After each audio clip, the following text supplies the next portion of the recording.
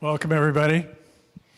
My name is Frank Lang. It's my pleasure to welcome you to Sunday service at Golden Gate Center for Spiritual Living. Please join me now in the opening song, Gary Lynn Floyd is our musician of the day. And before we go, too late.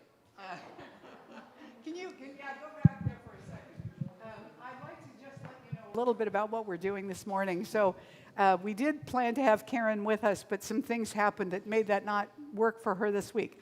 So Gary Lynn Floyd, who was with us online some time ago, is with us from Reno. He is the artist in residence there in Reno.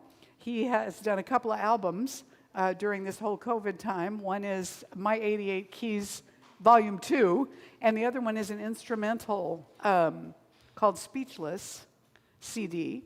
So Gary's with us from Reno this morning, and I wanted you to see the words to the song we're going to sing, because as soon as we put Gary on the screen, the words will disappear. So this is going to be it's a fairly simple song that he wrote with Karen and Amy Bishop. We've come here to love one another. We've come here to let our love show. We're family, we're sisters and brothers, and we carry this love everywhere that we go. We carry this love, we carry this love. So he's going to do it, I think, as a call and response, so you can follow him. And I'm going to put my iPad on Zoom so he can see you. So you just know you're on camera, so behave yourselves. Okay, so here's Gary. Hey, everybody. Let's sing this song. I will sing a line, you sing a line. I'm so happy to be with you this morning. It goes like this. We have come here to love one another. You sing. We have come here to love one another. I'll sing. We have come here to let our love show. You sing. We have come here to let our love show. We are family, we're sisters and brothers. Your turn. We are family, we're sisters and brothers, and we carry this love everywhere that we go. You sing. We carry this hello everywhere that we go. Let's do it again. We have come here to love one another. We have come here to love one another. I'll sing one. We have come here to let our love show. Now it's your turn. We have come here to let our love show. Then I'll sing. We are family, we're sisters and brothers. You sing. We are family, we're sisters and brothers, and we carry this love everywhere that we go. You sing. We carry this love everywhere that.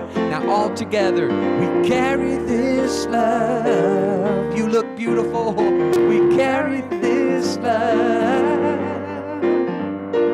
We carry this love. Sing it out. We carry this love everywhere that we go. All right, now we'll go back to the top and we'll just sing it all together. Here we go. All right. We have come here to love one another. We have come here to let our love show. We are family, we're sisters and brothers, and we carry this love everywhere that we go. I see you. We carry this love. We carry this love. It almost feels like I'm in the room. We carry this love. We carry this love everywhere that we go. Last part again. We carry this love. We carry this love. I know you sound great. We carry this love. We carry this love everywhere that we go. We carry this love everywhere that we go. We carry this love everywhere that we go. We carry this love everywhere that we go. Ah, beautiful. Hey, Yeah, you go ahead and everybody. acknowledge him. That's Awesome. great. Yeah. Thank you. All right. You might have seen me just now turn off my phone. Like you all do the same with your phones, please. Now take a moment and greet your neighbors. Say hello. William, can you switch back for me for a moment? There we go. This is not working out well. Little by little. We got it happening. The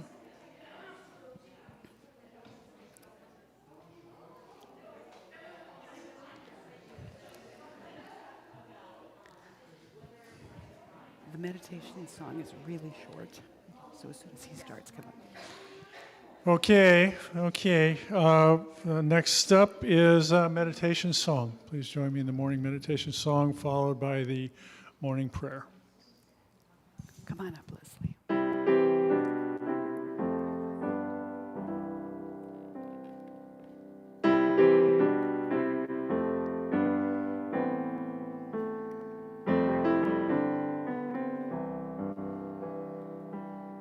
Loving Spirit dwells in me. This is my divinity. As within, so without. All I need is here and now. Where there's error, let me love. May I have no fear. All the power, all the glory, I surrender. Let it be. Loving Spirit dwells in me now and evermore.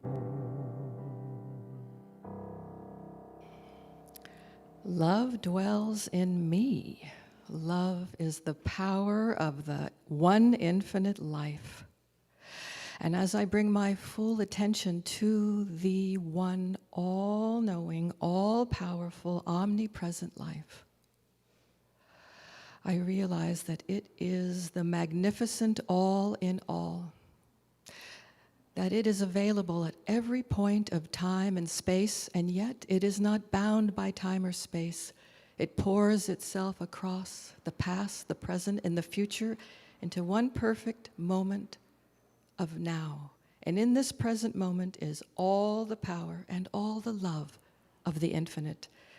I know that it is the omnipresence which moves through me and continues to create by means of me. And as this is true for me, this is true for each one, that the infinite life recreates itself by means of each individual life, and that there is no separation. So I speak my word for myself and for each one, and I claim an opening in consciousness right now for the deepest resonant realization that the life within is the magnificent I am presence, always whispering the truth of being, that it is love that creates and heals, and it is love that eliminates anything unlike itself. And listening to this voice within is the deepest guidance. It is the whispering truth of life and truth of being. It changes lives. It recreates even circumstances and experiences. So listening to the I am presence is listening to God. And loving your individual self is loving the Godhood within the humanhood. So I celebrate the life within each one right now, and I give thanksgiving for the opening in consciousness which allows for each one to know and experience the truth of being.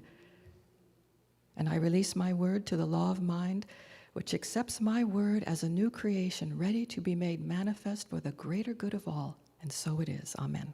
So it is. Thank you, Lesley.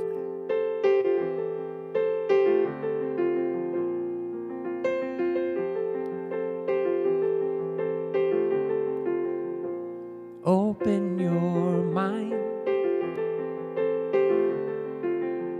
and unfold your heart.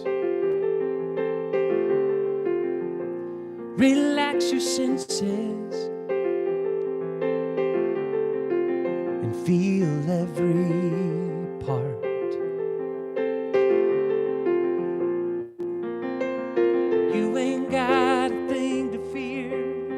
Looks like love is growing here. So take your guard and let it down.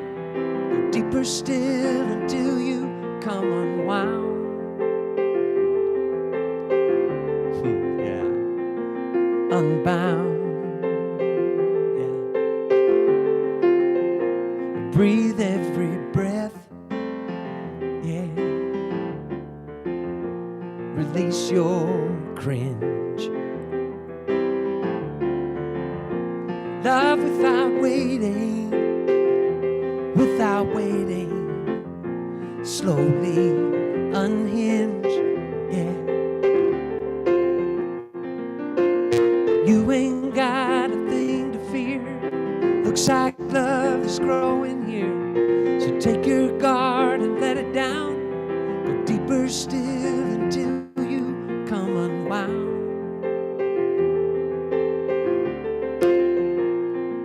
Unbound.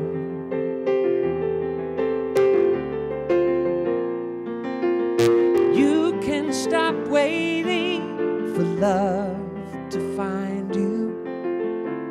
Look inside your heart. Love's already who you are. Yeah. It's already who we are. So lift up your voice. Lift it up now, now, and let it be heard. Let it be heard. And tell me your story. Tell it to me. And don't leave out a word. Not a word, no. 'Cause I think I've been there too. I'm a seeker just like you, and you ain't got a thing to fear. Looks like love is growing here. So take your guard and let it down. Go deeper still until you come unwound.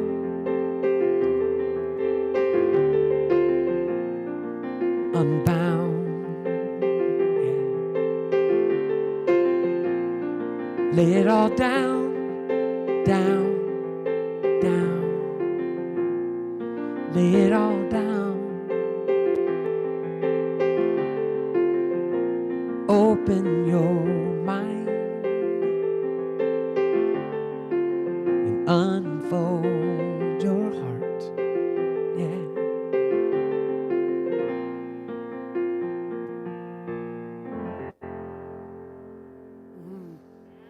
Woohoo! Thank you.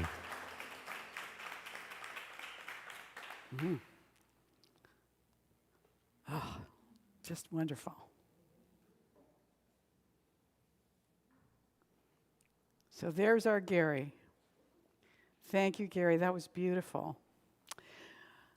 Well, this is a tender day following 9/11 and thinking back on everything that we experienced 20 years ago and how shocking it was and how the world has changed since then.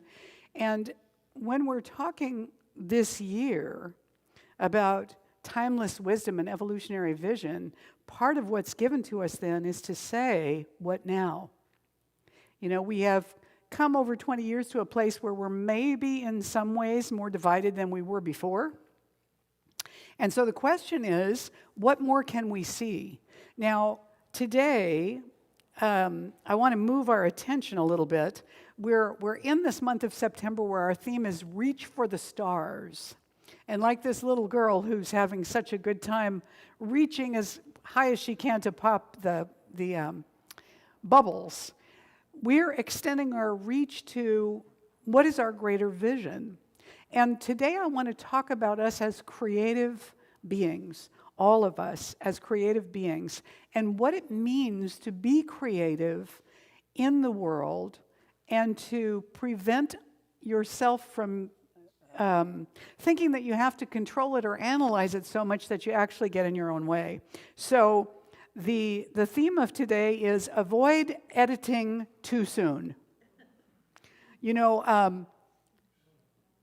it's when you have a lot of something, you can always peel away at it a little bit at a time. But when you don't have enough of something, it's harder to gather it up.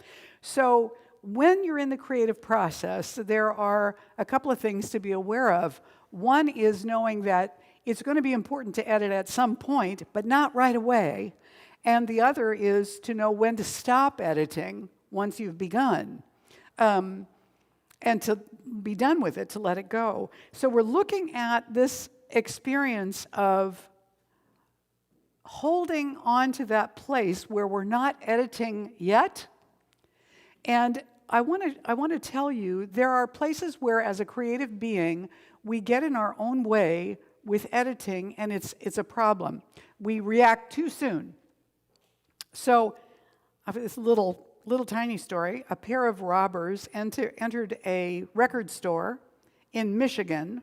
They were obviously very nervous, and the first one shouted, "Nobody move!" And then his partner moved, and so he shot him. Now, that's editing too soon, all right? That's missing the point of what you're there for, and editing too soon. Some years ago, when I was married to my husband, and we were living with a very good friend of ours who was living with his partner at the time. And my friend owned a French restaurant. He was a great chef, and his partner wanted to be able to make a birthday cake for him. But he didn't have the same experience with baking and cooking and everything as my friend. And so when he made the birthday cake, it was fine until he went to frost it. And then when he went to frost it, he had one of those experiences where the crumbs got into the frosting, and the more he tried to smooth it out, the more of a mess it became. And not being the most patient person in the world, he reached a certain level of frustration where he took the knife he was using to frost the cake and went to the cake. Needless to say, it didn't look like a birthday cake after that. That is going for perfection and editing the cake too soon. I think probably that my friend would have loved the cake because it was made for him, but he didn't get a chance to enjoy it in that particular way. So one of the things that happens with us is when we get into that place of perfectionism, we're trying to edit, and what happens is we actually edit out the inspiration because we're trying to control it so much. Sometimes when we're engaged in that idea of making it perfect ahead of time, we edit the inspiration out of it, or we're so concerned about doing it right that we never start. Amanda and I used to have a neighbor who was getting an advanced degree in philosophy, who did not want to start to write his dissertation until he had it all organized in his head. So he wouldn't write anything down. It was like somehow he felt that if he had to edit it, there would be something wrong with it. And he was so engaged with the analysis and the control that he was not getting started at all with his project. And so what happens with that kind of control and analysis is that we eliminate the possibilities before we even invite them in. Do you know what I mean? We limit them down so much that what's available to us is just what we've done before, what we already know. We're just creating more of the same. So what we want to be able to do is hang out in that uncomfortable place where we're producing a lot of information or opportunities or resources or possibilities, and we don't know which ones are the best ones yet, and we're in that uncomfortable place where it looks like a mess. Any of you ever play Chinese checkers? Give me a wave if you've played Chinese checkers. Okay, so you know what it's like when you play Chinese checkers and you get into the middle of the game and the whole center of the board is full of marbles and it looks like you couldn't possibly move to get anywhere. And yet, somehow, if you keep playing, all the colors end up in the right places eventually, don't they? So even in the midst of the mess, there's always a move that can be made. And so when we begin to step into that process of creating, we find ourselves then in a place where the possibilities and the linkages begin to reveal themselves. Leo Burnett was an ad executive who was named by Time magazine at one time as one of the 100 most influential people of the 20th century. He was responsible for Tony the Tiger and the Jolly Green Giant and iconic figures like that in advertising that got associated in a warm, heartfelt way with a particular product. He said, "When you reach for the stars, you may not quite get one, but you won't come up with a handful of mud either. Steep yourself in your subject, work like hell, and love, honor, and obey your hunches." Your hunches. And Ernest Holmes, our founder, wrote in this thing called life, "The key to our whole understanding of life lies in the realization that life itself is pure spirit, and it is an ocean of unmanifest being whose nature it is to take form." So I've often said about us as human beings that we can't help but being creative. We are creative, whether we mean to be or not, and that all we can actually create is more. All we can actually create is abundance. So in our creating of abundance, we can create an abundance of a particular experience for ourselves. We can create an abundance of loneliness. We can create an abundance of lack. We can create an abundance of frustration. Or we can create an abundance of beauty and joy and health and wholeness. But not creating is not possible for us. As long as we are manifestations of the divine presence, we're going to be creating. So, editing too soon strangles the creative flow, and what we want to be able to do is to reach for those stars in such a way that we recognize that it's okay to make mistakes because mistakes are essential to the creative process. They're actually part of the process itself. And it requires us visiting unknown spaces, spaces that are uncomfortable. And I want to share with you some mistakes that turned out to produce new results, all right? After all, Christopher Columbus was trying to get to India. He didn't quite get there. He ran into us instead. And that's why native people here are called Indians, because he thought he was in India. Apollo 13 was trying to get to the moon. Didn't make it to the moon, but we pulled off an amazing feat getting those guys home and also figuring out how to get that stuff that talked to the LEM module working in the main capsule or vice versa. I can't remember which way they had to go, where none of the stuff was designed to work with the stuff in the other module. They had to fix all that while they were up there. The kinds of creativity that we're called into as human beings means that sometimes we are hanging on by the skin of our teeth to get something figured out, and other times it looks like a failure. Think about this. The guy who invented Teflon was trying to make a better refrigerator. Stainless steel came about because of a fellow who was trying to make a better gun. Plastic was supposed to be a replacement for shellac. None of these things worked for what they thought the inventor was trying to create at the time. Play-Doh was a wall cleaner for coal-burning stoves that left coal soot on the walls. Then, when everything went to natural gas and electricity, they weren't using coal anymore. What were they going to do with Play-Doh? I mean, it became Play-Doh. That cleaning material, they almost went bankrupt and went out of business until one of the fellas discovered that his sister, the two guys that had developed this, discovered that their sister was using it in her classroom as modeling clay.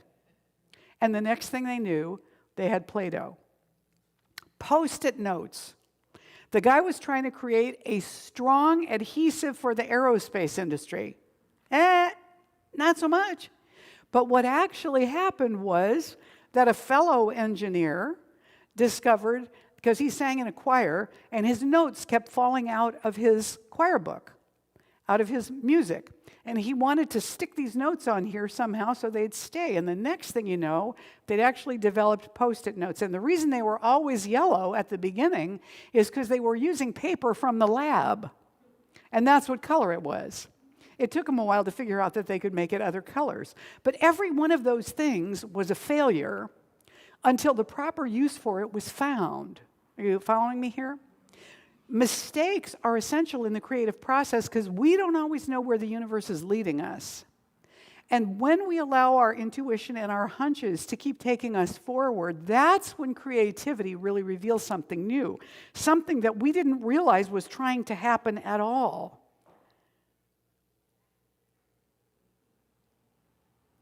And we don't know something creative is trying to happen until the failure occurs and we have to recover from it. I love this quote from Agnes DeMille, who was a Broadway choreographer. She said, living is a form of not being sure, not knowing what next or how. The moment you know how, you begin to die a little. The artist never entirely knows. We guess. We may be wrong, but we take leap after leap in the dark. Now, that's the creative process in all of us. So, John O'Donohue wrote this in his poem, Blessing for Leaders, and this is a little excerpt of it. He said, "May you treasure the gifts of the mind through reading and creative thinking so that you continue as a servant of the frontier, where the new will draw its enrichment of the old. May you have a mind that loves frontiers, so that you can evoke the bright fields that lie beyond the view of the regular eye." Now, he wrote that blessing for leaders, but I think it applies to all of us. I think it applies to all of us all the time, because the truth is that we are creative beings. And so one of the clues to not editing too soon is to know what to think about and what not to think about. Think about this. Put your attention on this, shift your attention away from that. You know, because I live in Sonoma County, I was fortunate enough to meet Charles Schulz, the cartoonist of Peanuts, while he was alive, because his best friend attended the church in Santa Rosa when I was the minister there. And so his best friend and his wife were regular members at the church, and Sparky was their dearest friend. And I happened to meet him because he was lonely one night and wanted to go out to dinner with them, and they had arranged to take me out to dinner, and he said, bring her along. So one of the first things I asked him, because he gave me a ride for some reason, it was just us in the car, and I said to him, do you realize when you're doing a comic strip how many thousands of people all over the world are going to be looking at that strip when it comes out? And he said, oh no, if I thought about that, I could never pick up a pen. He didn't cry when he said it. I'm just thinking about it and thinking of him. He said, oh no, if I thought about that, I'd never be able to pick up a pen. Well, of course, what he was focused on was the inspiration and the project.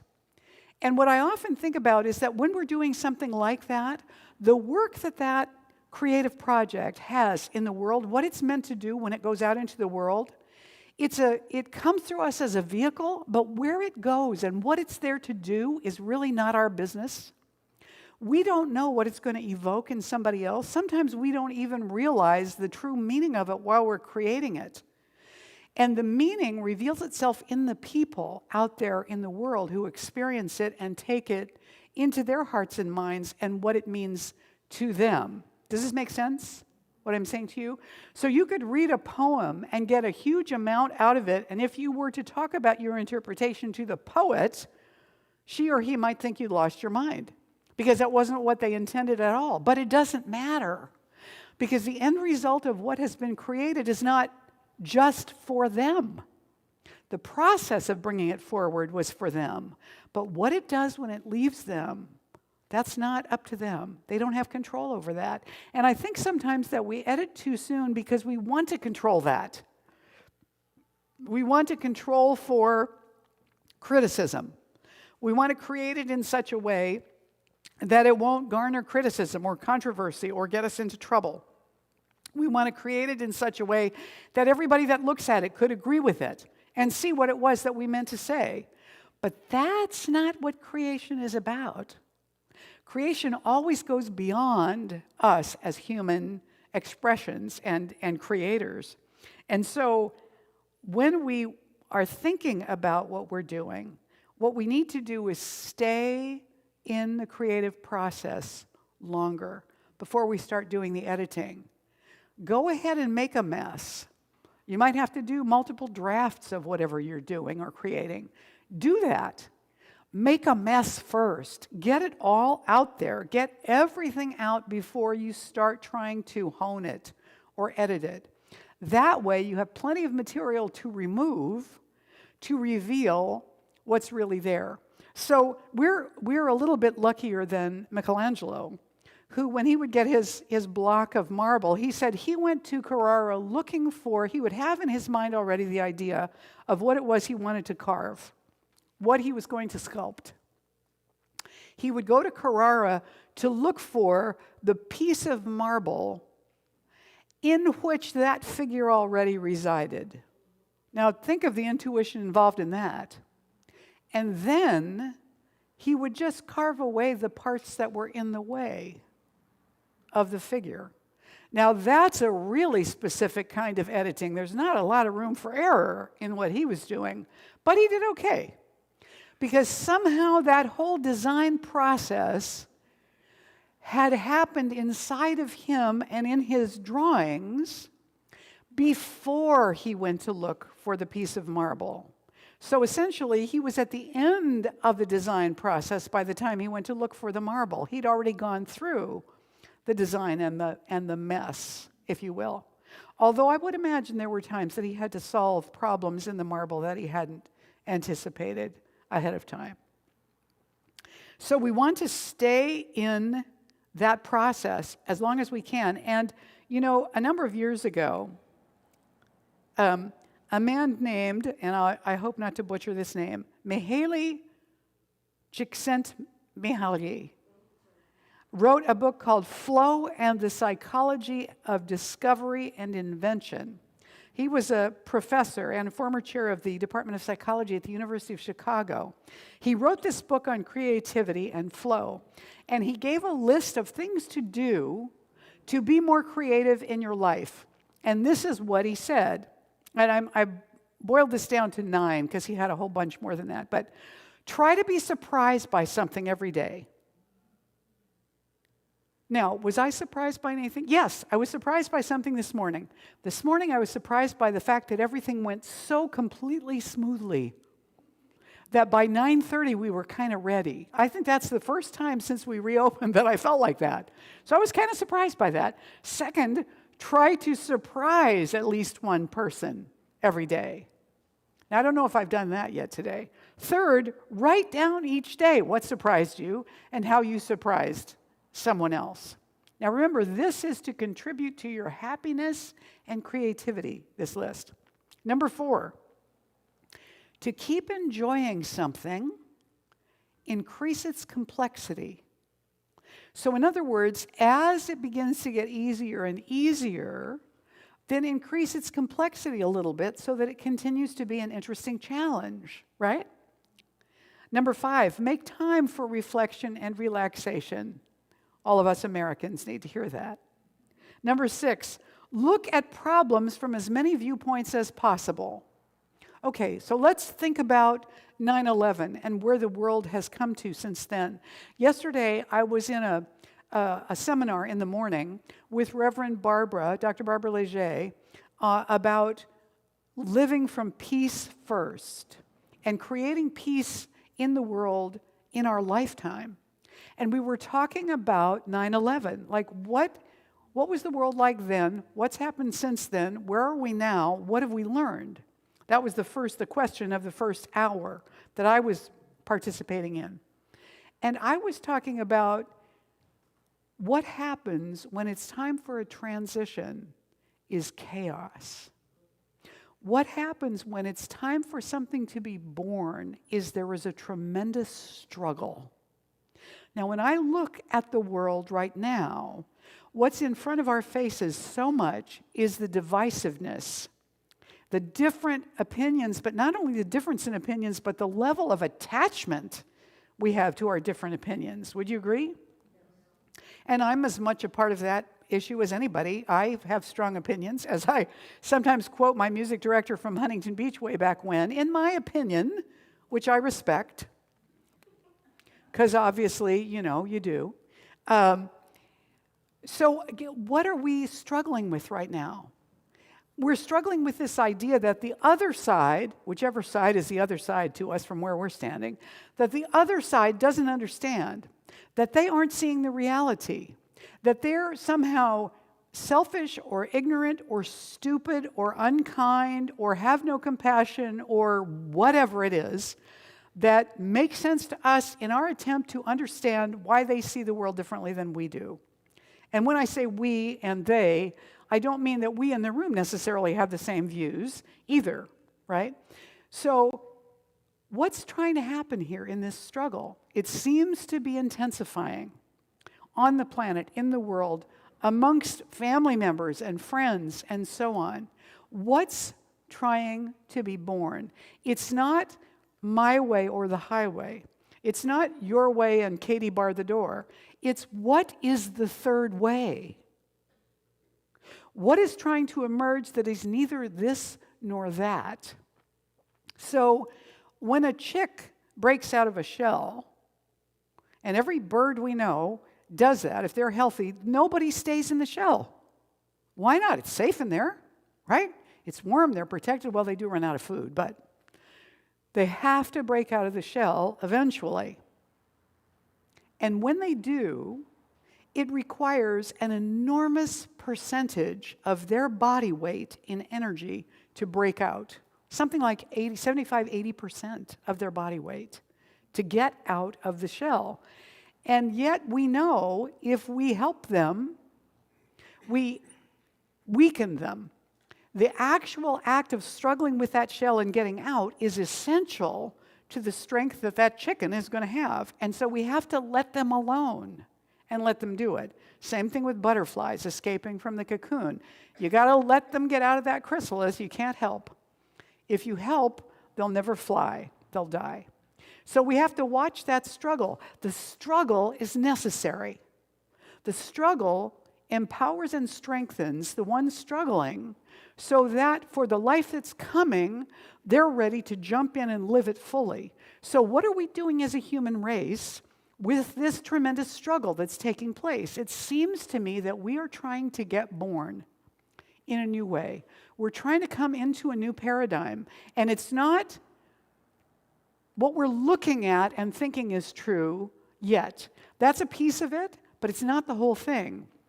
When we talk about evolutionary vision for 2021, we're not talking about what we already know. We're talking about stepping into that unknown place and hanging out in there to discover what our intuition is telling us, what our heart is telling us is trying to happen. Does this make sense, what I'm saying? And so what's true is that, you know how many people, I think Americans particularly, I don't know if other ethnicities do this, but we have a tendency to say, oh, I'm not creative. Almost as if that's a badge of honor. I'm not creative, you know. Those artists, people, they're creative, but I'm just a regular person. Hey, you're alive, you're creative, deal with it. That's what you are. You can't get away from it. There's no possibility that you are not creative, none. You may not be creative in the way that you identify creativity, but you are creative. That's the truth. And so then the question becomes, if we are creative, what are we creating? One of the things that we're creating is ourselves. Ourselves. The question then becomes, who do you want to be? Amanda and I were watching a stand-up comedy show with Hannah Gadsby the other night. Do you know who Hannah Gadsby is? She's an amazing stand-up comedian from Tasmania who has autism. And she talks about that. in her show, and she lets the show kind of reveal how autism works in her way of thinking. And she's brilliant. Well, she also was invited to be the speaker at the graduation of this class, this university class in Tasmania, where she's from. And she asked them this question: who do you want to be? Not what do you want to be? Not what do you want to experience or accomplish in your life, but who do you want to be? What life, what meaningfulness are you going to bring to this life? What is worthy? Who do you want to be? And so when we are creative, what we're doing is we are creating ourselves by our thoughts and our actions and our behavior every day. We reinforce who we already are, or we surprise ourselves and open up to something else that's new. The question is, who do we want to be? So looking at 9/11 and looking at where we are now in the world, the question becomes not, how are we going to fix this world? How are we going to heal this? How are we going to get people to listen to us? Or how are we going to listen to other people? Those are huge questions. But the first question is, to us individually, personally, who do you want to be? How do you want to be in the world? What is trying to be born in you? What is trying to be born in me, that we are here now in this time? In the book of Esther, there's a story about a queen. Esther was a queen. She was of Jewish descent. The king that she was married to was not. And his right-hand man whispered a lot of stuff in his ear that was negative about the Jews. I don't think the king thought about this particular queen as Jewish, but her relatives, her family, everybody that was depending on her out in the world was. And so her uncle, who was a rabbi and a leader, he came to her and he said, you need to go to the king and let him know that this thing that he's planning to do is going to decimate all these people, and his right-hand man is the one that's pushing this in his ear, and you need to stop it. And she said, I can't. Because she knew very well that to go into the king's presence without express permission, the penalty was death. And yet she was the only one who really would have the king's ear. And her uncle said to her, who knows but what? You have come to the kingdom for such a time as this. Who knows but what? You have come to the kingdom for such a time as this. I would ask us that same question. I don't think we're here by accident.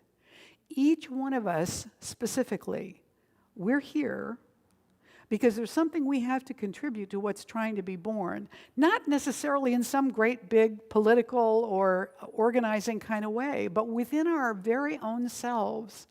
How do we want to think about the world we want to create? How do we want to think about other people?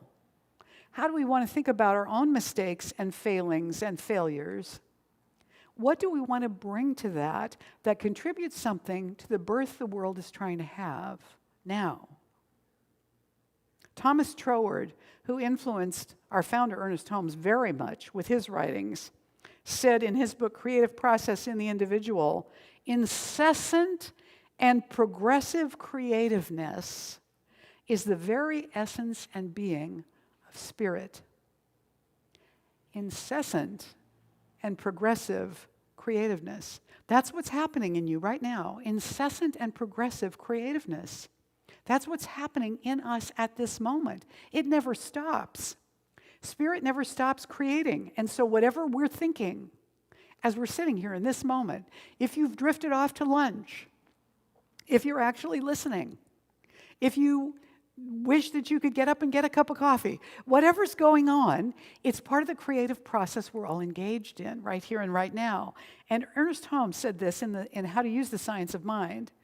Whenever anyone conceives a new idea, thinks up a new plan for procedure, which is in accord with the divine nature, then God is going forth anew into creation through that individual. Let me read that again.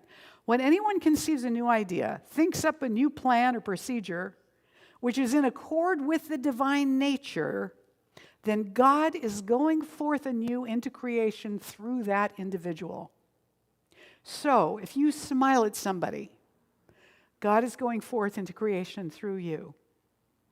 If you laugh with someone, if you say hello, the tiniest act of connection is God going forth anew into creation. And isn't that really what the world needs? How will we solve huge problems? I think we have to start small with little kindnesses. Yesterday, Daniel Nahmod sang a song called Kind Child. And it was about, as a parent, that his number one goal was to raise a kind child. And it was such a touching message that we have in us a child that wants to be kind, to find a way to be kind. That's our natural way. And we want to tap into that part of ourselves because that child is a miracle. That child is a creative genius. That child that wants to be kind. Because it feels better when we're kind.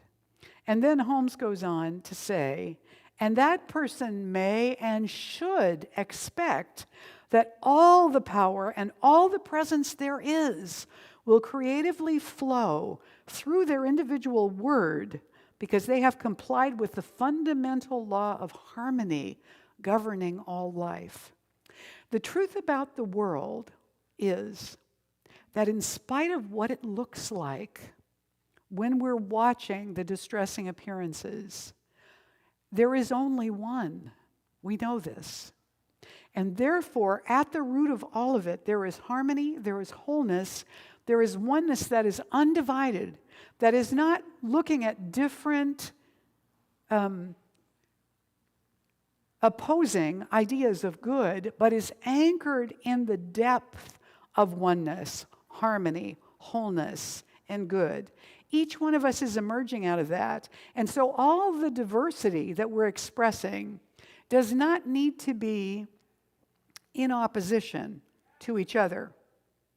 And yet, at the moment, it appears that it is, as we're struggling to get out of this chrysalis that we're in, where we're bound inside a particular point of view. We're bound inside a particular history of how we think it is. And yet, it's so much more than that. And we're mightily struggling to get out of that old paradigm. We're mightily struggling to break through into something that brings forward this greater experience of harmony and hopefulness and healing. So don't edit too soon. Don't edit people out of your life too soon when they're driving you crazy. Don't edit your own failures, your own shortcomings out of your life too soon. Maybe they're there as a gift to bring your attention to something or reveal something more. Don't edit the challenges of life out and try and solve them all so everything is harmonious. Because after all, if you enjoy parts of your life, making them simpler doesn't make them more interesting, right? And I want to go back to Mihaly. Look at problems from as many viewpoints as possible. Then he says, produce as many ideas as possible. He doesn't say they have to be reasonable. Have as many different ideas as possible, he says. And try to produce unlikely ideas. That's my favorite one. Because what is going to move forward in the world is unlikely ideas. It's, industrial strength glue that's going to turn into a Post-it note. It's a better gun that's going to turn into whatever it was. That process of creating those things reveals to us something completely different. And I think it's those weird, unusual, unlikely ideas that are going to take us forward into something new. So, the very last, did I put it in here or no? Very last thing I want to share with you comes from the book of John, in which Jesus is reputed to have said, "These things I have told you, that my joy might be in you, and that your joy might be full. And what was he telling them? What he was telling them to give them his joy and to let their joy be full was love one another as I have loved you. That's the heart of creativity. Love one another as I have loved you. So let's stand together and say the morning affirmation.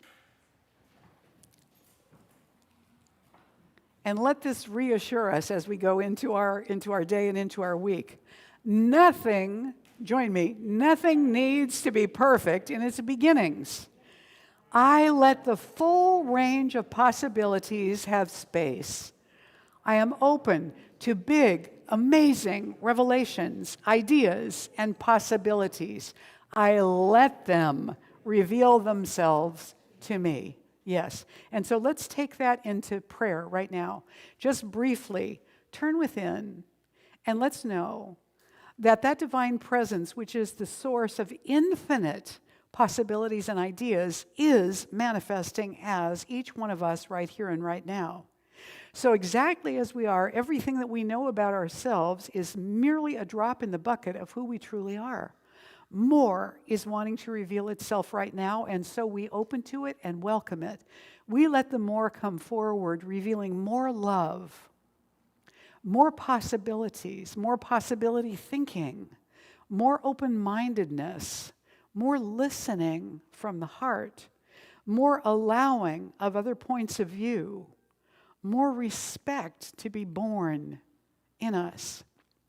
We do this for the others around us and for ourselves with love, and we surrender into that love as the very heart and essence of our being. We surrender into that harmony as the deeper, resonant truth of love in all of us. We let this prayer go into this full week before us, reminding us simply to love, and letting this word go into the law and into the heart of God, where it always has been the truth of who we really are. We just let it be. And together we say, and so it is. Yes, you may be seated. And so we shift gears now into our offering time. We're going to do this with this lovely, smooth transition so that you can now prepare gratitude. And gratitude is the step that we're in the offering. We are, as Reverend Dr. Lloyd Tepper would say, we are the stewards of what has been entrusted to us temporarily. We're the divine distributors of the good that's been given to us. And so part of everything that we receive, we distribute back into the world. We do it when we pay our bills, we do it when we take a vacation, and we do it when we make our tithes and offerings where we are spiritually fed. If you would like to make a donation to Golden Gate Center for Spiritual Living, you can text to this number to do that. Just the number of your contribution, no $ or decimal point, that's all you need to do. And it will go on from there. For everyone that's on an auto pledge or auto tithe, God bless you. Thank you. We welcome that. We're grateful for that. We appreciate that. Anytime you want to boost it and give a little extra, we're happy to have that. Now that we're back open again, we're doing what we're doing. And we want to now bless everything that's being given in the room and everything that's been received by Golden Gate this week as well. So I'm going to invite the ushers to come forward to prepare to receive the offering, and we are going to step into the blessing of the offering together, all right? So we're going to speak this blessing out loud in great gratitude for all that we've given this week, as we have spoken kind words or made contributions or taken people out to lunch. Let's bless all those gifts that have been given and received this week by saying this. This gift I give is God in action. I now send it forth to bless and to prosper. I know that everywhere it goes, it is creating a world living in love, one heart and one thought at a time. And so it is. Please go ahead, ushers, and we're going to shift over now to our dear Gary Lynn Floyd, who is going to sing for us another one of his beautiful songs.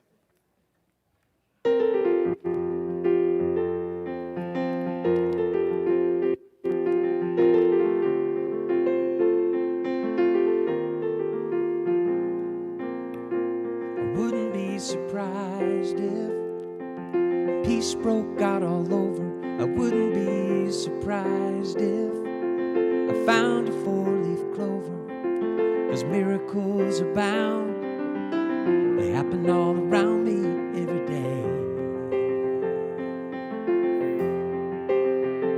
I wouldn't be surprised if we put an end to hunger. I wouldn't be surprised if we just kept getting younger.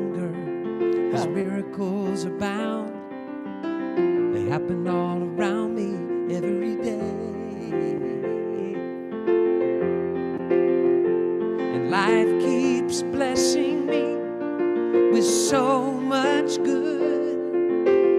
I wouldn't change it even if I could. Blessing me in every way. And if it all turns out okay, I wouldn't be surprised. I wouldn't be surprised at all.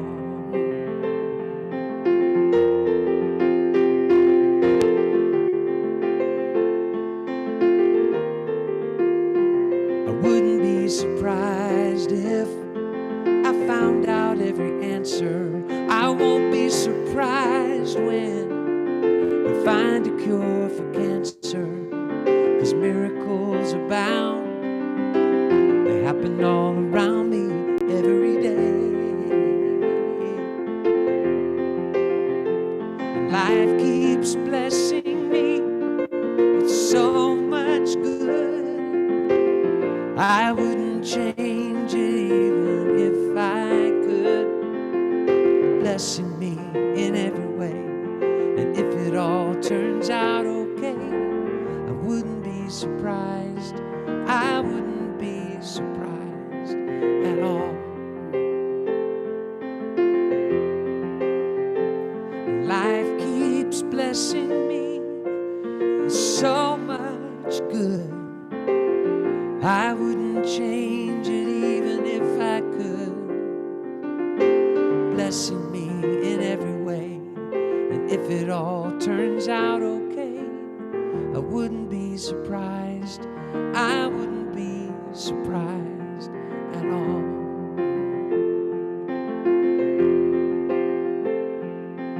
I wouldn't be surprised. I wouldn't be surprised at all. Oh, wonderful. Wonderful, wonderful, wonderful. Oh, Gary, that's just fabulous. And we will have Gary back with us in just a little bit at the end of the service. But for now, we do, all of us together, as the representatives of Golden Gate Center for Spiritual Living, accept this offering and bless it with intention that it goes out into the world and does far more good than the amount of it ought to be able to accomplish. We send it out there so that it is like a love gorilla sneaking into every corner of the world and shedding blessings everywhere it goes. And so it is.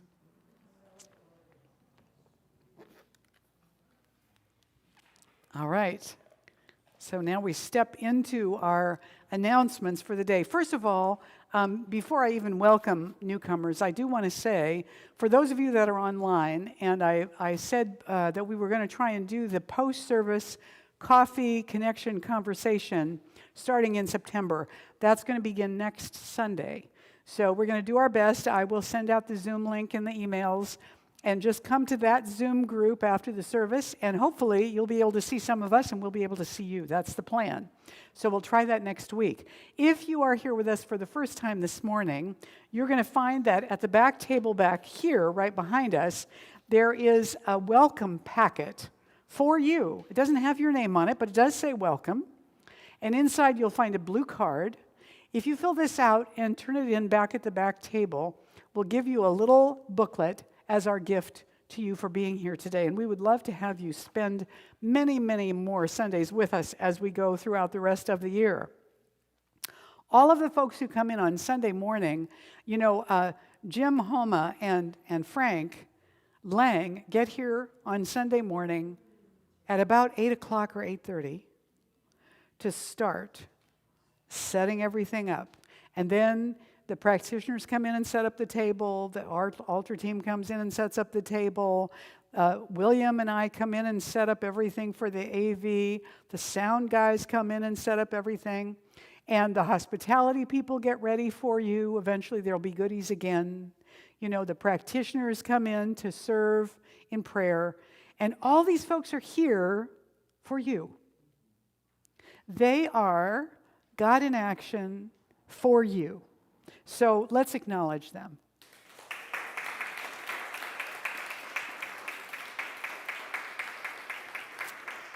Want to let you know that Golden Gate is going to participate in the California Coastal Cleanup that's coming up on Saturday, September 18th from 9 to noon.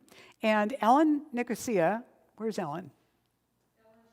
Ellen's in the kitchen. Ellen will be probably back over here after the service if you want to ask her about this. But her information is up on the screen. If you would like to help participate in that, email or telephone Ellen, and she will contact you with all of the information. So it's going to be at the Shorebird Marsh, and from 9 to noon, picking up the trash and plastic and whatnot. And so we invite you to get to know the Marin community better, as well as some of the GGCSL community. Because I've been announcing it for 100 years, that Foundations is going to start on the 21st of this month. The class is a go. We have a half a dozen people so far, and it is open for registration still. We encourage you to consider taking the Foundations class. It does shift people's lives. And if you're in that place where you're asking yourself who you want to be, and you're ready for a shift, maybe it's time for Foundations class. So we encourage you to consider that. It's coming up really soon. And lastly, the prayer box is over here at the table and is always available for your prayer requests. Would you bring it over to me? I don't know if there are prayer requests in there yet this week, but I want to tell you that whatever prayer requests are in here, the practitioners will pray over them for the entire week. And once you put it in here, it's in prayer.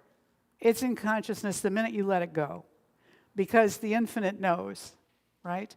And so we want to encourage you to put in your prayer requests and or to see one of these practitioners after the service for prayer. That's what they're here for, to serve on Sunday, to give their prayers to you. So now I'm going to invite the practitioners to surround the room and invite you to stand for this prayer and the benediction and the closing song. We're going to do stand as the closing song. You probably won't actually see the words, but you know the song, and Gary will lead you in that. But for now, let's take this moment and know that something wonderful is happening in us right now. The infinite presence that is life, love, light, beauty, joy, power, peace, intelligence, creativity. This is who we are. It's what we're made from. We cannot escape that. That presence is in this room, and it's in every one of us, as us, and nothing is missing. So I know for us that as we enter into this week, we're open to the expression of that one fully and freely coming into being through us, by means of us, as we live our way through this week. And we're guided and directed to bring our smiles, our laughter, our kindness forward in creating the we that we want to be. Knowing this is happening now, I surrender it to the law and simply let it go and let it be. And together we say, and so it is. Yes. Please join me now for the benediction and the closing song. So we say together, I now walk, so that whoever walks beside me dwells in the presence of God. And whoever places a hand in mine is lifted. And whoever thinks of me is illumined with God consciousness. For spirit and all people and I are one eternally, and so it is. And so we're going to sing Stand, but we're going to see Gary. So that's what's coming. All right. And I'd he's just gonna like to see thank you. you for letting me be with you this morning. It's been great being with you virtually. I can't wait until I get in the same room with you. And if you're not doing anything tonight at 6 o'clock, Karen Drucker will be doing her second Sunday Sing, and I'll be joining her. You can find the link on her website at karendrucker.com. And in her honor, here is a song that she wrote. Let's all sing it together. And thank you again for letting me be with you Thank this you, morning. Gary. All right, let there be peace. I am a stand for peace. Let there be love. I am a stand for love. Let there be peace. I am a stand for peace. We are making a new world now. Let there be peace. I am a stand for peace. Let there be joy. I am a stand for love. Let there be joy. I am a stand for joy. We are making a new world now. One more time. Let there be peace. I am a stand for peace. Let there be love. I am a stand for love. Let there be joy. I am a stand for joy. We are making a new world now. Last line. We are making a new world now. We are making a new world now. Love you all. Thank you.